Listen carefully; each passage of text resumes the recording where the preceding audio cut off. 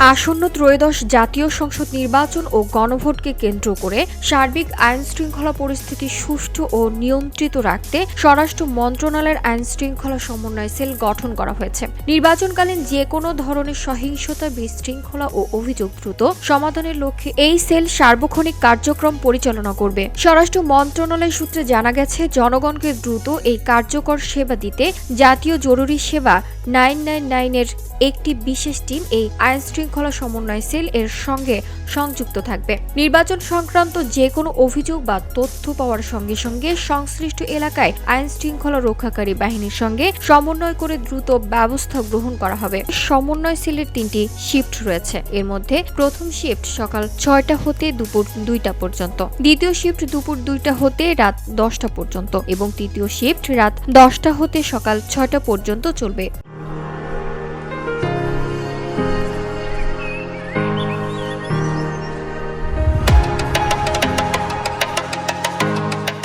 জানা গেছে, স্বরাষ্ট্র মন্ত্রণালয়ের অতিরিক্ত সচিব মোহাম্মদ দেলোয়ার হোসেন আইন শৃঙ্খলা সমন্বয় সেলের প্রধান সমন্বয়ক হিসেবে দায়িত্ব পালন করবেন। এই মন্ত্রণালয়ের যুগ্ম সচিব মোহাম্মদ জসিমউদ্দিন খান ও যুগ্ম সচিব মোহাম্মদ আবদুল্লাহ হাক্কানি এই সেলের দৈনন্দিন কার্যক্রম তত্ত্বাবধান করবেন।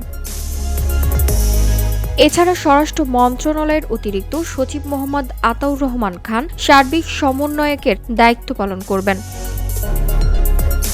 VOD Bangla news desk.